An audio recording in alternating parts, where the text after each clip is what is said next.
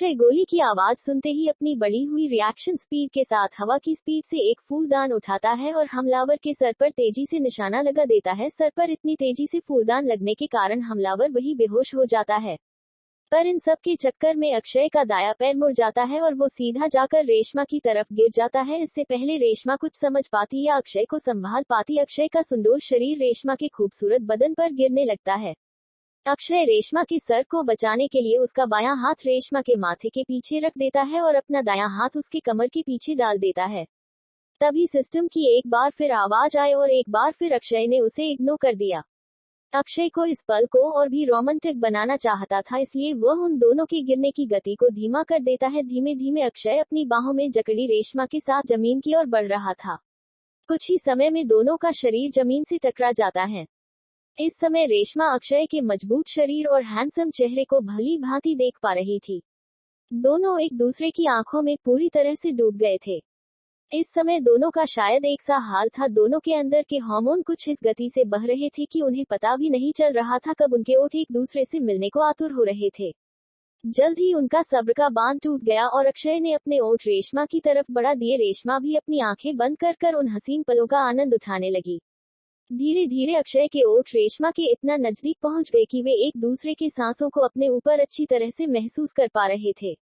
जल्द ही अक्षय के कोमल ओठ रेशमा के कमल की पंखुड़ी के समान ओठों से मिलने वाले थे, पर कबाब में हड्डी की तरह उनके इस रोमांटिक मोमेंट को तोड़ते हुए एक कार की हॉर्न, पोस्टल हॉर्न उन दोनों के कानों में पड़ी। जैसे हॉर्न सुनकर उन दोनों को होश आया। वह दोनों एक दूसरे से थोड़ा अलग हुए, पर अक्षय का शरीर अभी भी रेशमा के ऊपर ही था।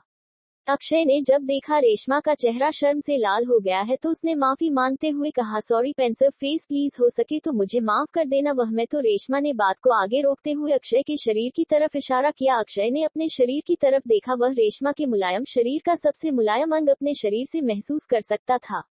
अक्षय ने अपने आप को उठाते हुए कहा, एक बार फिर से प्लीज हो सके तो मुझे माफ कर देना।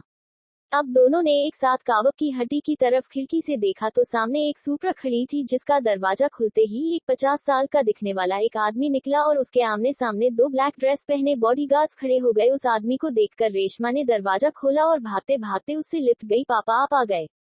अक्षय भी उसके पीछे पीछे गया। अक्षय को देखकर उन्होंने अपनी बेटी से पूछा, क्या यही है वह? जिस पर रेशमा ने अपना सर हाँ में हिला दिया। फिर रेशमा चुपचाप से सुपरा पर बैठ गई। उस आदमी ने अक्षय को देखते हुए अपना हाथ बढ़ाया। अक्षय ने भी उनसे हाथ मिला लिया। उस आदमी ने आगे कहा, मैं राज सिंघानिया परिवार का सबसे बड़ा बेटा। तुम सिंघानिया परिवार को तो जानते होंगे, इंडिया के टॉप 10 रिचेस्ट परिवार में से एक है सिंघानिया परिवार। उस आदमी ने अपनी बातों में थोड़ा ब्रेक लिया और आगे कहा, तो तुम्हें यह पता होना चाहिए कि सिंघानिया परिवार किसी के एहसान नहीं लेता है, तो उस घर का सबसे बड़ा बेटा होने के नाते यह मेरा फर्ज है। अक्षय ने उसे टोकते हुए कहा, सर आप कौन से एहसान की बात कर रहे हैं? जैसे आपका कुछ अपने परिवार के लिए फर्ज बनता है, उसी प्रकार हर इंसान का पहला फर्ज बनता है किसी जरूरतमंद की मदद करना, और मैंने तो बस अपना फर्ज पूरा किया है। उस आदमी ने मुस्कुराते हुए कहा, फर्ज तो उसी फर्ज की तो मैं कीमत देने की बात कर रहा था। इतना कहते ही उसने एक ब्लैंक चेक पर अपने सिग्नेचर किए और उस पर 100 करोड़ का अमाउंट लिख दिया और अक्षय को थमा दिया।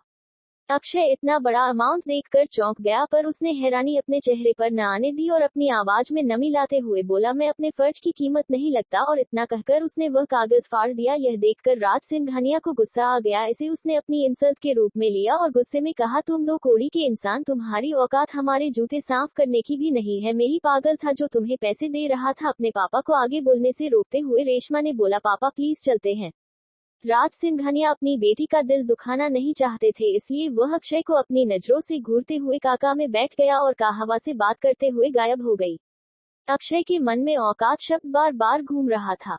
अक्षय ने मन ही मन प्रतिज्ञा लेते हुए कहा, राज सिंघानिया मैंने तुझे तेरी इस बात के लिए माफी नहीं मंगवाई तो मेरा नाम भी अक्षय। उदास मन से घर पहुंचा। जब उसकी मां ने अपने बेटे को ऐसे उदास आते हुए देखा तो उससे पूछा, क्या हुआ, तेरा मुंह क्यों लटका है? तब अक्षय ने जवाब दिया, एक दोस्त से मिलने गया था। उसके पापा ने उल्टा सीधा सुना दिया। मां ने दिलासा देते हुए कहा, चिंता मत कर, वक्त सब बदल देता है। अक्षय को यह बात सुनकर थोड़ी शांति मिली। उसने सिस्टम खोला तो उसके सामने रिवॉर्ड्स पेंडिंग पड़े हुए थे। अक्षय ने उन्हें खोला तो उसका मुंह हैरानी से चौगुन खुल गया। Subscribe flying YouTuber $108। अक्षय ने रिवॉर्ड्स सेक्शन की तरफ क्लिक किया। उधर एक मिस्ट्री बॉक्स था।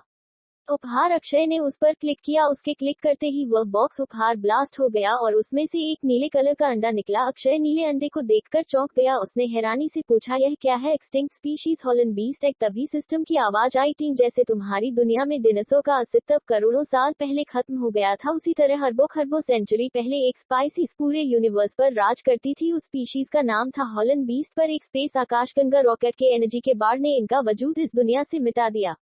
आज इस यूनिवर्स में शायद एक इकलौता यही एक बचा है।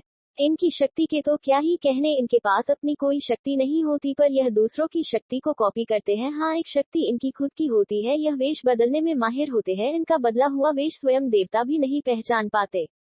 यह दिखने में जितने क्यूट होते हैं, हमला करने में उतने खतरनाक होते हैं। इतना कहकर सिस्टम की आवाज बंद हो गई। अक्षय ने अपने हाथ पर खुजली होने लगी तो उसने उधर देखा तो वहां से एक अंडा निकल रहा था। अक्षय ने अपना हाथ पीछे करते हुए सोचा, क्या मैं मां बन रहा हूँ? अब तक अंडा पूरी तरह से निकल गया था और फिर अंडा अक्षय के हाथ में ही फूट गया। यह देखकर अक्षय घबरा गया। अक्षय ने मन में सिस्टम को आवाज दी पर वहां से भी उसे कोई रिस्पॉन्स नहीं आया। फिर उसने गैर किया। अंडे के फूटते ही उसमें से हरा तरल अक्षय के हाथों में समा गया। कुछ देर में अंडा पूरी तरह से सूखकर एक हरे से कागज की तरह हो गया। उधर अक्षय परेशान होते हुए सोच रहा था, तुझे जाना था तो तू आया ही क्यों? तभी सिस्टम की रोबोटिक आवाज आई, टी डेवलपिंग प्रोसेस शुरू हो रहा है, समय सीमा 15 दिन। अक्षय को सिस्टम की आवाज सुनकर राहत मिली। अच्छा, आते ही यह डेवलप भी होने लगा। फिर देखते ही देखते कुछ दिन और बीत गए। आज जब अक्षय दोपहर में सोकर उठा तो उसे घर में थोड़ा शोर मिला। जब पूछने पर पता चला, तू सो रहा है, पता है तेरा रिजल्ट निकल गया है और तेरे प्यार 97% मार्क्स है। अक्षय ने फिर नाराजगी जताते हुए जवाब दिया, तो इसमें इतना शोर करने की क्या जरूरत है? यह तो मुझे पेपर के पहले दिन से ही पता था। अच्छा, माना तुझे अंदाजा होगा, लेकिन तेरा अंदाजा बिल्कुल सही निकलेगा। इसका अंदाजा थोड़ी ना होगा, उसकी मां ने खुशी के साथ कहा। उधर दूसरी तरफ अक्षय की छोटी बहन मायूस बैठी थी। पूछने पर उसने बताया, वो कुछ नहीं, अब भैया की वजह से आप मुझसे भी यही मार्क्स एक्सेप्ट करेंगे। अक्षय ने कहा, चिंता मत कर, बस तू मन लगा कि पढ़। तुझे मार्क्स के लिए जब तक तेरा भाई है कोई कुछ नहीं बोलेगा। छोटी ने खुशी के साथ कहा, थैंक यू बाय। अक्षय के सिस्टम से एक मैसेज आया, T congratulation, you got a 3 protected अंगूठी रिंग। इतना कहते ही अक्षय के हाथ से 3 बेहद खूबसूरत रिंग निकलने लगी। रिंग अंगूठी न तो डायमंड मणि की थी न सोने की, वो पूरी तरह से एक मामूली रिंग लगती थी, पर उससे ऐसा खींचाव होता था कि उसे जीवन भर देखने का ही मन करता था। लगी सुंदरता थी उस रिंग में। अक्षय ने अपनी माँ और बहन को आंखें बंद करने को कहा, फिर उसने वह रिंग उन दोनों को पहना दी। जब दोनों ने आंखें खोली तो उनके मुंह से एक साथ एक ही शब्द निकला, वाओ, एस्टोनिश्ड फेस फ्लैश। छोटी ने हैरानी जताते हुए कहा, भैया यह आपने रिंग कहाँ से ली? इस पर अक्षय ने अपनी उंगली घुमाते हुए बोला, जादू से है। न जादू, एकदम। छोटी ने जिद करते हुए बोला, भैया प्लीज बताओ ना, मुझे और चाहिए। और क्या करेगी? हाथों में एक रिंग ही अच्छी लगती है, बता, कान में तो नहीं डालनी? वैसे भी यह लास्ट पीस थे उनके पास। अक्षय ने सफेद झूठ बोलते हुए कहा। कुछ देर में पूरा परिवार खुशी खुशी अक्षय का रिजल्ट कार्ड लेने स्कूल निकल गया। स्कूल पहुंचते ही उसे जैसे बधाई मिलने लगी। सब टीचर्स, चाहे वो इंग्लिश के विवेक सर हो चाहे मधुबाला मैम, सब उसे फर्स्ट आने की बधाई देने लगे। उसे जो नकारा समझते थे वह भी उसको विश करने लगे। स्कूल में एक छोटा सा फंक्शन भी ऑर्गेनाइज्ड कराया गया था, जिसमें सभी अच्छे मार्क्स गैदर करने वाले बच्चों को अवार्ड्स और ट्रॉफी बांटी जा रही थी। अंत में अक्षय की बारी आई, जिसे फर्स्ट प्राइज ट्रॉफी से सम्मानित किया गया। चारों तरफ तालियों की गूंज फैल गई। बस एक चेहरे के शख्स पर उदासी थी, वह और कोई नहीं, सेकंड रैंक गैदर करने वाला रेहान था। अक्षय को इन सब की आदत नहीं थी, जिससे वह थोड़ा सा ऑफवर्ड महसूस करने लगा, जिसे देखकर उसकी मां जल्दी से रिजल्ट कार्ड लेकर वहां से निकलने लगी। जब वह बाहर निकलने लगे तभी अक्षय ने जो को अपने प्रिंसिपल सर से कुछ बातें करते हुए देखा। जैसे ही अक्षय को जो ने देखा, जो ने कहा, आओ बेटा, आपकी ही बात हो रही थी। फिर जो ने अक्षय से अकेले में बात करने के लिए परमिशन मांगी। फिर एक सही जगह देखकर अक्षय को जो अपने बारे में बताने लगा, मैं यहाँ तुम्हारे लिए ही आया हूँ और मैं कोई ट्रेनर नहीं बल्कि एक सीक्रेट फोर्स का हेड हूँ। यह रही मेरी ईद। अक्षय ने सवाल पूछते हुए कहा, लेकिन आप यह सब मुझे क्यों बता रहे हैं? क्योंकि मैं तुम्हें अपनी टीम का हिस्सा बनाना चाहता हूं। अगर तुम तैयार हो, मैं तुम पर कोई दबाव नहीं दे रहा हूं, तुम अपना पूरा समय ले सकते हो। अक्षय ने कहा, मुझे समय की कोई जरूरत नहीं है, इसमें कोई शक नहीं है कि मैं बचपन से अपने देश की सेवा करना चाहता था, पर मेरी एक शर्त है। Subscribe flying YouTuber $108। अक्षय ने अपनी शर्त बताई, मेरे पर किसी भी चीज का दबाव नहीं बनाया जाएगा और मैं कभी भी रिजाइन कर सकता हूँ। जो ने कुछ सोचते हुए कहा, हूँ मैं तुम्हारी शर्त मानने के लिए तैयार हूँ, पर तुम्हें मुझसे एक फाइट चैलेंज आज शाम 5 बजे कपूर अरेना में एक फ्रेंडली मैच करना होगा। और हाँ, हमारे बीच जो भी बातचीत हुई है किसी को कानो कान खबर नहीं होनी चाहिए, तुम्हारे परिवार को भी नहीं। अक्षय ने उबासी लेते हुए कहा, ठीक है, बस इतनी सी बात। वैसे यह कपूर अरेना कहाँ है? जिस पर जो ने अक्षय को एक लोकेशन भेजी। फिर अक्षय अपने रास्ते और जो अपने रास्ते निकल गया। जब थोड़ी दूर जाकर उसकी मां ने पूछा कि वह आदमी क्या कह रहा था, इस पर अक्षय आधा झूठ बोलते हुए जवाब देता है, कुछ नहीं माँ, वो बस आज शाम 5 बजे एक मल्टीनेशनल कंपनी इंटरव्यू कंडक्ट करा रहे हैं। इन्हें लगता है ही मैं वहां जाने के लिए योग्य हूँ, इसलिए इन्होंने मेरा नाम जमा कर दिया। माँ ने कहा, यह तो अच्छी बात है, इससे तेरा टैलेंट भी सबको पता चल जाएगा। अक्षय समय से फाइट करने निकल गया और ठीक 5 बजे जो और अक्षय की फाइटिंग शुरू हो गई।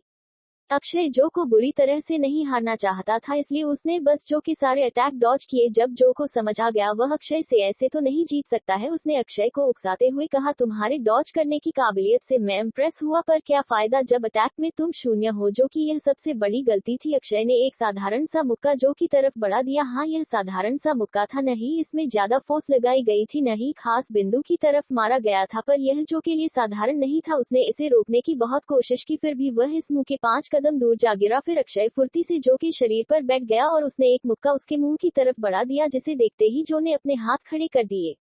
यह देखकर अक्षय वहीं पर रुका और अपने हाथ साफ कर कर उठ गया। जो ने उठते ही कहा, यू आर सिलेक्टेड और अपनी नेक्स्ट वीक मुंबई जाने की तैयारी भी कर लो।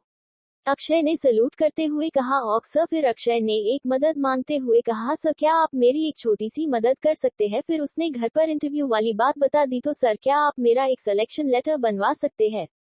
जो ने कहा, बस इतनी सी बात अपना, मैं तुम्हें अभी एक आर्म फोर्सेस कंपनी का सिलेक्शन लेटर बनवा देता हूँ। इसके बाद अक्षय ने किसी को कॉल किया और बात करने पर उसने अक्षय को बताया, तुम्हारा सिलेक्शन लेटर बन गया है, कल तुम्हारे घर पहुंच जाएगा। इसके बाद अक्षय एक बार फिर से जो को थैंक्स थम्स अप का चिन्ह कर कर वहां से निकल गया। जब उसने यह बात अपने घर में बताई तब तो जैसे खुशियों की लहर ही लग गई। आज ही अक्षय टॉप साइन कर कर घर आया था और आज ही उसकी नौकरी भी लग गई। अक्षय ने आगे कहा, अभी रुको माँ, अपनी पैकिंग शुरू कर लो, नेक्स्ट वीक हमें मुंबई निकलना है। उसकी माँ ने चौंकते हुए पूछा, क्या तेरी पोस्टिंग मुंबई हुई है, और वह भी नेक्स्ट वीक? फिर अक्षय को समझाते हुए कहा, तेरी पोस्टिंग मुंबई हुई है तो तू जा, हम बाद में भी तो आ सकते हैं, एक बार तू वहाँ अपनी जड़ें जमा ले, फिर हमारा क्या है, हम तो आ जाएंगे, तू तो जनता है, छोटी की पढ़ाई का सवाल है, वैसे भी तू अब बड़ा हो गया है। अक्षय ने दबे स्वर में कहा, ठीक है माँ, जैसा तू कहे, पर जल्द ही मैं तुझे लेने आ जाऊंगा, फिर तेरी एक नहीं चलेगी। इस बार अक्षय ने प्रैक्टिस करना छोड़कर अपना पूरा समय अपने परिवार को दिया, फिर भी समय कब निकल गया पता ही नहीं चला। अक्षय अपना बैग पैक कर एयरपोर्ट की तरफ निकल गया। फिर वह प्लेन में बैठकर सफलतापूर्वक मुंबई पहुंच गया। मुंबई पहुंचते ही वह अपने आप को अकेला महसूस करने लगा। फिर उसने जो के दिए हुए होटल की तरफ अपना रुख किया। होटल पहुंचते ही सबसे पहले वह एक बेड पर जाकर सो गया। अक्सर जब भी वह उदास महसूस करता था उसे नींद भी उतनी ज्यादा लगने लगती थी। उसने उठते ही लंच किया, तभी उसका सेल फोन रिंग हुआ। स्क्रीन पर अननोन नंबर फ्लैश हुआ। अक्षय ने जब उठाया तो उस अननोन नंबर ने अक्षय से कुछ ऐसा कहा कि अक्षय अपना खाना पीना छोड़कर सीधे अपने दरवाजे से बाहर निकला और उसमें ताला लगा दिया। अक्षय जैसे ही बाहर निकला उसने महसूस किया कुछ लोग उसका लगातार पीछा कर रहे हैं। पहले तो अक्षय ने उन्हें इग्नोर किया, पर जब अक्षय रिक्शा लेकर एक तरफ चला गया तो वह भी अपनी गाड़ी से उसका पीछा करने लगे। अक्षय ने रिक्शा रोकने को कहा। अक्षय के रिक्शा रोकते ही वे लोग अक्षय से आगे निकल गए। अक्षय ने सोचा, शायद मैं आजकल कुछ ज्यादा ही सोचता हूँ। फिर अक्षय ने चलने का इशारा किया। इशारा पाते ही रिक्शा चालक ने अपनी रिक्शा भगाई और कुछ देर में ही अक्षय के बताए हुए ठिकाने पर पहुंच गया। जब अक्षय वहां पहुंचा तब उसने देखा जो गाड़ी कुछ देर पहले उसका पीछा कर रहे थे वो पहले से ही वहां पार्क थी। अब अक्षय का शक बढ़ गया। अक्षय दबे पांव उन लोगों को ढूंढने लगा। कुछ देर में ही अनजान 4 लोग उसे बात करते हुए दिखाई दिए। अक्षय ने अपने जेब से एक पेन निकाला और उनमें से एक पर झपकते हुए बोला, सच सच बताओ तुम सब कौन हो, वरना तुम्हारे एक साथी की जान जा सकती है। यह देखकर उनमें से एक आदमी अक्षय को पहचानते हुए बोलता है, तुम अक्षय ही हो न, तुम्हारे बारे में चीफ ने बताया था, हम भी उन्हीं की टीम का हिस्सा है। अक्षय ने जो को फोन करके एक बार कंफर्म किया, फिर कहा, अच्छा ठीक है, मुझे इस बात का पता नहीं था। फिर सब एक साथ एक कूड़ेदान के पास गए। उनमें से एक ने कूड़ेदान को पहले राइट फिर से राइट और एक बार लेफ्ट घुमाकर एक जोर से किक मारी, जिससे उसमें से सारा कूड़ा गिर गया और वहां से 1 मीटर दूर एक खुफिया गुफा खुल गई। फिर सब उसके अंदर चले गए। उनके अंदर जाते ही वह जमीन एक सामान्य जमीन की तरह हो गई। अंदर बहुत बड़ा कमरा था जिसके चारों तरफ कैमरा लगा हुआ था। फिर उनमें से एक दूसरे आदमी ने एक दरवाजे में एक पिन एंटर किया और एक दरवाजा खुल गया। फिर सब अंदर चले गए। अंदर कुछ ऑफिसर कंप्यूटर पीसी में टाइपिंग कर रहे थे। उन्हें छोड़कर वे सब एक बड़े से हॉल में चले गए और अपनी अपनी सीट पर बैठ गए। तभी एक कोने से जो टहलता हुआ निकला, जिसे देखकर सब खड़े हो गए। जो ने फिर सबको बैठने का इशारा किया और अपनी बात शुरू की। तो आई होप आपको यहाँ आने में कोई तकलीफ नहीं हुई होंगी। आप में से हर कोई एक दूसरे को जानता होगा, सिवाय हमारे न्यू मेंबर अक्षय को छोड़कर। तो एक साथ काम करने से पहले आपको एक दूसरे को जानना जरूरी है। जो ने अक्षय को सबसे मिलाते हुए कहा। यह है राहुल, इनकी खास बात यह है कि इनका निशाना कभी नहीं चुकता और एक दूसरे पहलवान से दिखने वाले इंसान की तरफ पॉइंट उंगली से दाहिनी ओर इशारा करते हुए कहा। तो यह है राज, इनकी खास बात कोई भी इनके शरीर को देखकर बता सकता है। फिर जो ने एक दुबले पतले लड़के की तरफ पॉइंट करते हुए कहा, जिसने अपनी आंख पर एक मोटा सा चश्मा पहन रखा था। यह है विक्की। अक्षय ने बात पूरी करते हुए कहा। और यह इस टीम के हैकर है। जो ने कहा, बिल्कुल सही। और अंत में इस टीम की लेडी फाइटर रीना। फिर अक्षय अपनी सीट पर बैठ गया। जो अपनी पोजीशन पर जाते हुए गंभीर स्वर में कहा, यहाँ आने का मकसद साफ। एक स्क्रीन से एक पत्थर की तस्वीर दिखाने लगी। यह कोई आम पत्थर नहीं बल्कि खास धातु से बना एक पत्थर है। इसकी कीमत इंटरनेशनल मार्केट में लगातार बढ़ती जा रही है, पर इंडिया इसे न बेचकर देश के विज्ञान को बढ़ाने के लिए करेगा। 23 मई यानी ठीक 10 दिन बाद हमें बस से इस लोकेशन से उठाकर हमें सेफली इसरो के हेडक्वार्टर तक पहुंचना है। Thank you. Meeting dismissed. इसके बाद अक्षय अपने नए टीममेट्स के साथ होटल की ओर निकल गया। विकी लगभग उसी की उम्र का था, इसलिए उन दोनों में अच्छी खासी दोस्ती हो गई। दोनों ने अपना फोन नंबर एक्सचेंज किया और हंसते हुए अपने अपने रूम में चले गए। अक्षय ने कमरे में जाते ही अपनी स्क्रीन खोली और प्रैक्टिस करने लगा। उसे जल्द से जल्दी पैसे कमाने की जरूरत थी, नहीं तो वह और कुछ दिन ही इस मुंबई में सर्वाइव कर सकता था। वैसे उसके रहने का खर्चा और सारी जरूरतें सरकार पूरा कर रही थी, पर उसकी सारी इच्छा पूरा करने का कोई साधन नहीं था। उसने बहुत सोचा पैसे कमाने का तरीका, कभी स्टॉक मार्केट में इन्वेस्ट करने का, पर उसमें या तो बहुत ज्यादा समय लगने वाला था या तो बहुत ज्यादा पैसा। इस वक्त अक्षय के पास दोनों की कमी थी। तभी उसे एक कॉमिक में स्पेशल लोग कैसे पैसा कमाते हैं याद आया। जेट पत्थर, यह मेरे दिमाग में पहले क्यों नहीं आया। उसने गूगल से जितनी ज्यादा हो सकी उतनी जानकारी निकाली। फिर उसने माई वर्ल्ड में लॉग इन किया और एक स्पेशल लाइब्रेरी में जाकर उसने जेट पत्थर के बारे में और पढ़ाई कर ली। इन सब में रात के 12 बज गए। फिर अक्षय कुछ घंटे प्रैक्टिस कर सो गया था। सुबह चिड़िया के चहचने से अक्षय की नींद खुली। सामने आसमान साफ था। सूरज की बिल्कुल हल्की हल्की किरण अक्षय के कमरे में आ रही थी। अक्षय उबासी लेते हुए अपने पलंग से उठा। फिर नहा धोकर अच्छे से तैयार हो गया। उसने आज के कार्यक्रम के बारे में सोचा। आज मुझे सबसे पहले पैसे कमाने हैं, फिर पैसे खर्च करने हैं। टाइम टेबल रेडी, पर एक दिक्कत है, मैंने कभी भी पहले किसी जेट पत्थर की नीलामी में हिस्सा नहीं लिया। मुझे किसी जानकार को ढूंढना होगा। विकी से एक बार पूछता हूँ, वह तो मुंबई में ही रहता है, शायद उसे कुछ जानकारी हो। ठीक है, इतना सोचकर अक्षय विकी के कमरे की डोरबेल बजाता है। डोरबेल की आवाज सुनकर विकी जहमाए लेते हुए दरवाजा खोलता है। सामने अक्षय को देखकर बोलता है, तुम आप बैठो। फिर अपने कमरे की हालत देखकर कहता है, शायद हमें तुम्हारे कमरे में जाकर ही बात करनी चाहिए। विकी की आंखें लाल हो रखी थी, शायद वह रात भर सोया नहीं था। फिर वह दोनों साथ में अक्षय के कमरे में गए। अक्षय का कमरा बिल्कुल साफ था। अक्षय ने बात स्टार्ट करते हुए कहा, वैसे जब तुम यहीं रहते हो तो तुम इस होटल में क्यों रुके हुए हो। विकी ने थोड़ा रुककर जवाब दिया, वह मेरे माँ पिता को मेरे हैकर होने का कुछ भी नहीं पता है और उनके हिसाब से मैं अपने दोस्तों के साथ पिकनिक पर हूँ। वैसे तुम मात्र यही बात पूछने के लिए तो सुबह सुबह मेरे कमरे तक तो नहीं आओगे। अक्षय ने तारीफ करते हुए कहा, यही बात तुम में मुझे अच्छी लगती है, सीधा काम की बात। वैसे मैं एक जेट पत्थर के बारे में मुझे पढ़ना अच्छा लगता है, इसलिए मैंने सोचा कि जब मुंबई आया ही हूँ तो अपना लक ट्राई कर लूँ। तो तुम ऐसे किसी को जानते हो जिसने कभी जेट पत्थर पर सट्टा लगाया हो? Subscribe flying YouTuber $108 aim 54 subscriber 270 subscriber for Maha episode 5005x big episode mean 5 episode in 1 episode। Vicky कुछ सोचते हुए बोलता है, मेरी नजर में एक ऐसा इंसान तो है जो अपने पैसे सट्टे में लगता ही रहता है, पर वह बड़ा मतलबी किस्म का इंसान है। मीटिंग तो मैं फिक्स करवा दूंगा, पर वह तेरे से बिना कोई काम करवाए तेरे साथ जाएगा नहीं। उसका नाम चांदी राम है, मैं बात कर बता देता हूँ। फिर विकी किसी से फोन पर बात करने लगा। कुछ देर बाद बात करने के बाद विकी अक्षय की पीठ थपथपाते हुए बोलता है, तेरा काम हो गया है, अब जा मेरे शेर और सारे पैसे हार करा। अक्षय मुस्कुराते हुए जवाब देता है, यार कैसा दोस्त है तू, पहले ही बददुआ दे रहा है। विकी बोलता है भाई उधर से पैसा सिर्फ तजुर्बे वाले इंसान ही बना पाते हैं, तू चांदीराम से ही पूछ लियो, अब तक इस सट्टे से वह 1 रुपया भी नहीं कमा पाया है बल्कि कई लाख डूबा के और आया है। इसलिए मेरे यार एक बार तुझसे फिर सोचने के लिए कह रहा हूँ।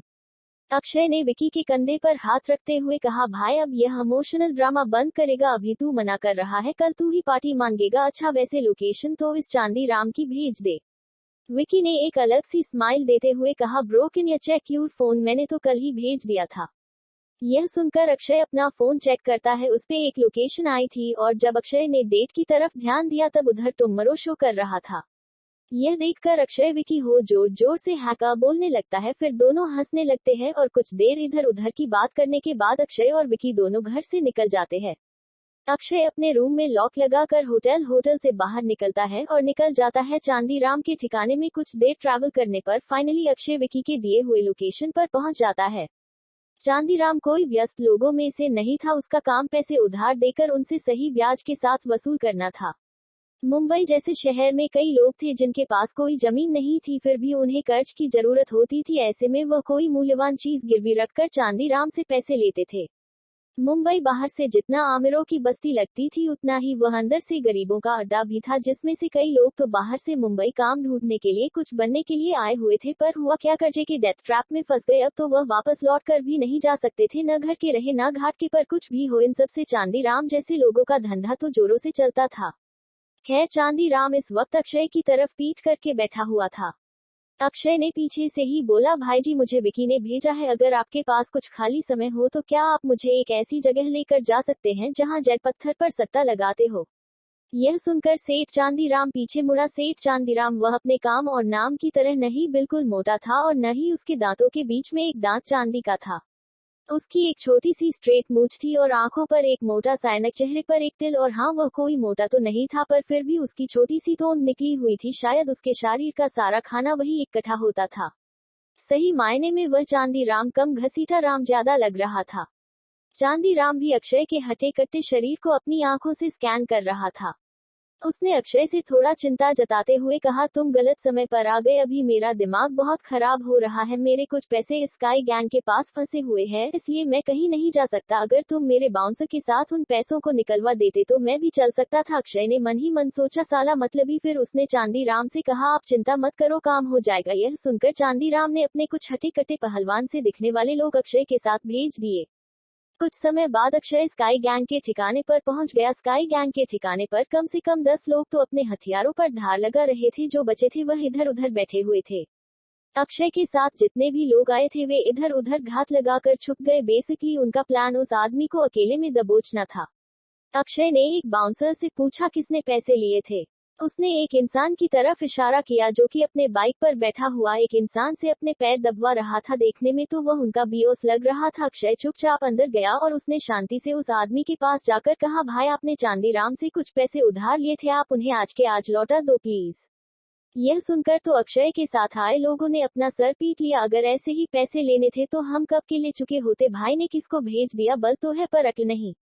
यह सुनकर वह आदमी हंसते हंसते हुए बोलता है हाँ लिए तो थे पर अब मैं नहीं दे रहा, तुझे कोई दिक्कत तो नहीं है। अक्षय ने भी शांति से जवाब दिया मुझे तो कोई दिक्कत नहीं है, मगर तूने पैसे नहीं दिए तो तुझे जरूर दिक्कत होगी, तो क्या ख्याल है पैसे या हॉस्पिटल। उस आदमी ने चिल्लाते हुए कहा ए। तभी अक्षय को एक मूवी का सीन याद आ गया, उसने भी चिल्लाते हुए कहा बी। यह सुनकर एक दूसरे मोटे आदमी ने भी कह दिया सी। यह सुनकर अक्षय और वह आदमी दोनों उस इंसान की तरफ देखने लगे जिससे वह बेचारा चुप हो गया। फिर वह आदमी अक्षय की तरफ देखते हुए बोलता है यह तेरी गलती नहीं है, सब तेरे खून की गलती है, क्या करे जवानी में खून ज्यादा गर्म हो ही जाता है, अब तेरे खून ने गलती कर ही दी है तो उसे तेरे शरीर से अलग करना ही पड़ेगा ना। इतना कहकर उसने अपने सभी आदमी को अक्षय पर हमला करने का ऑर्डर दे दिया। Subscribe flying YouTuber $108। अक्षय अपने आप को चारों तरफ से घिरा हुआ पाकर भी अक्षय के माथे पर एक शिकन नहीं आई। उसने जोरदार आवाज में कहा मुझ पर हमला करने से पहले यह जान लेना चाहिए था, कुत्ते झुंड में कितने भी हो वह कभी एक असली शेर से नहीं टकरा सकते। वह इतना कहते ही एक के ऊपर किसी शेर के भांति एक छलांग में ही झपटा मारता है और उसके गर्दन पर एक ही वार से उसे बेहोश कर देता है। फिर क्या था, अक्षय उन लोगों को गाजर मूली की तरह बेहोश करने लगा। 5 मिनट के अंदर सभी लोग कहीं गायब से हो गए। फिर अक्षय अपना एक पैर उस आदमी की मोटरसाइकिल पर रखकर बोलता है, अब तेरा क्या होगा कालिया, तुझे मार दिया जाए या छोड़ दिया जाए। अक्षय की यह बात सुनकर वह आदमी किसी भीगी बिल्ली की तरह अक्षय के पैरों में पड़ जाता है और उससे माफी मांगने लगता है, प्लीज भाई मुझे माफ कर दो, आपको पैसे चाहिए मैं आपको 2 गुना पैसे दे दूंगा, आप बस मुझे छोड़ दो, मैंने सुना है शेर बड़े दिलवाले होते हैं। अक्षय हैरानी से पूछता है शेर बड़े दिलवाले होते हैं, चल छोड़ मक्खन मत लगा जा, तुझे माफ किया और हाँ मैं हिसाब का पक्का हूँ, जितने तूने चांदीराम से पैसे लिए थे मुझे बस ब्याज मिलाकर दे दो। फिर वह अपने साथ आए बाउंसर को बुलाता है, जिसे सुनकर वे सब जैसे नींद से जागे हो वे हड़बड़ाते हुए बोलते हैं, हाँ हाँ भा भाई आपको कोई काम है। अक्षय बोलता कुछ नहीं, बस इन्हें हिसाब पकड़ा कर इनसे पैसे ले लो। फिर कुछ देर बाद अक्षय वापस चांदीराम पास चला जाता है। चांदीराम अक्षय के इतनी जल्दी आने की वजह पूछने जा ही रहा था, तभी उसकी नजर पैसों से भरे बैग पर जाती है, जिससे उसका मुंह बंद हो जाता है। फिर वह अक्षय की पीठ थपथपाते हुए कहता है, मुझे तुम पर नाज है। अक्षय अपनी पीठ से उसका हाथ हटाते हुए बोलता है, चंदीराम जी क्या हम चल सकते हैं, मुझे और भी कई काम है। चंदीराम भी हंसते हंसते बोलता है, हाँ भाई चलो, मैं कौन सा भागा चला जा रहा हूँ। फिर दोनों एक जेट पत्थर पर सट्टा लगाने वाली जगह पर चले जाते हैं। वहां जेट पत्थर के कई सारे काउंटर थे। पार्किंग स्लॉट में तो जैसे लग्जरियस गाड़ियों का काफिला लगा हुआ था। सबसे सस्ती गाड़ी भी फॉर्च्यूनर जो कि चंदीराम की थी। अंदर देखने से लगता था जैसे अमीर खानदानों की बारात चल रही हो। अक्षय ने अंदर जेट पत्थर को जांचना शुरू कर दिया। उधर चंदीराम ने अक्षय को अपनी हालत में छोड़कर अपने भगवान को 7 बार नमस्कार किया। फिर आंख बंद कर एक पत्थर उठाया। पत्थर के आगे रेट 30,000 लिखा था। फिर चांदीराम ने वह पत्थर उठाया और उसे कटवाने ले गया। एक तरफ अक्षय ने अच्छे से जांच कर एक बेहद बड़ा सा पत्थर उठाया। अक्षय ने उसका पैसे की तरफ ध्यान दिया तो उधर 15,000 लिखा था। इतने में तो अक्षय का बैंक अकाउंट लगभग खाली हो जाता। फिर भी अक्षय ने रिस्क लेते हुए उसके पैसे देने काउंटर तक गया, पर तभी उसके दिमाग से कबीर की आवाज आए, इस पत्थर से ज्यादा मैं उस छोटे पत्थर से एनर्जी निकलती महसूस कर पा रहा हूँ। अक्षय ने उस तरफ ध्यान दिया तो एक छोटा सा पत्थर था जिसे देखकर किसी भी एंगल से नहीं लगता था उसमें जेट पत्थर भी हो सकता है। अक्षय ने उसके प्राइस की तरफ नजर डाला तो उधर मात्र 1,000 रुपए लिखे हुए थे। अक्षय ने उसे बाद के लिए टाल दिया और पहले अपने चूज किए पत्थर को कटवाने लगा। अक्षय जब पत्थर कटवाने गया तब उसे चांदीराम मिला। उसने अपने दांत दिखाते कहा, तो अक्षय जी क्या आप मुझसे शर्त लगाना पसंद करेंगे? मैंने भी यह पत्थर अच्छे से जांच कर लिया है। अक्षय ने एक बार चांदीराम का पत्थर देखा जो एक मामूली पत्थर से और कुछ ज्यादा नहीं लग रहा था। उसने फिर भी अपने मन में कबीर से पूछा, कबीर जी इस पत्थर में से आपको कितनी एनर्जी आती हुई महसूस हो रही है? कबीर ने एक बार उस पत्थर को महसूस किया और बोला, इसमें से तो कोई एनर्जी ही नहीं आ रही है। अक्षय यह सुनकर मुस्कुराते हुए बोलता है, तो आप दाव पे कितने रुपए लगा रहे हैं? चांदीराम हंसते हुए जवाब देता है, पूरे 20,000 रुपए। यह सुनने के बाद अक्षय और चांदीराम दोनों अपना पत्थर कटवाते हैं। तभी उन्हें रोकता हुआ एक इंसान बोलता है, रुको। फिर वह अक्षय के पास आकर बोलना शुरू करता है, भाई मैं इसके तुम्हें पूरे 1.5 लाख रुपए दूंगा अगर तुम मुझे यह बेच दो। अक्षय यह देखकर उस आदमी को साफ मना कर देता है और पत्थर कटवाने का इशारा करता है, पर जब चांदीराम ने उस आदमी की बात सुनी तो वह जल्दी से कहता है, यह तो पागल है, मैं तुम्हें अपना पत्थर सिर्फ 1 लाख में ही दे दूंगा। आदमी चांदीराम की बातें सुनकर उससे अपना हाथ छुड़ाता है और उसे घिन भरी नजरों से देखने लगता है। अपने आप को ऐसे हालात में देख चांदीराम शर्म से पानी पानी हो जाता है। उधर पत्थर काटने वाला पहले अक्षय के पत्थर को काटता है। पत्थर को कटते देख तीनों की सांस थम गई थी। कुछ देर में पत्थर पूरी तरह से कट जाता है और उसमें से निकलता है एक ठंडा सा दिखने वाला आइस जेट पत्थर। अक्षय उसे देखते ही उसकी असली कीमत का अंदाजा लगाने लगता है। इस पत्थर की कीमत इंटरनेशनल मार्केट में 1 से 1.3 करोड़ की आराम से हो जाती थी। अक्षय ने अपना हाथ उठाया और चिल्लाते हुए कहा, आइस जेट पत्थर, मैं इसकी यही बोली लगाना चाहता हूँ। इसकी बोली 60 लाख से शुरू होंगी। यह सुनकर सभी का ध्यान अक्षय के पत्थर पर जाता है और उनमें उसे पाने की लालसा जाग जाती है। वह एक बाद बड़ी बोली लगाना शुरू कर देते हैं, 70 लाख, 76 लाख, और बढ़ते बढ़ते पत्थर एक रईस आदमी 1 करोड़ में खरीद लेता है। अक्षय उसे पत्थर बेचने के बाद चांदीराम की तरफ देखता है जिसका मुंह लटका हुआ था। वह उसके पास जाकर पूछता है, भाई जी क्या हुआ? फिर वह उदासी भरे स्वर में बोलता है, वह पत्थर उसमें जेट पत्थर तक नहीं निकला। अक्षय शांति से बोलता, कोई बात नहीं, आप उन 20,000 को भूल सकते हैं। वैसे भी अब अक्षय को उस छोटे लाल पत्थर में दिलचस्पी थी।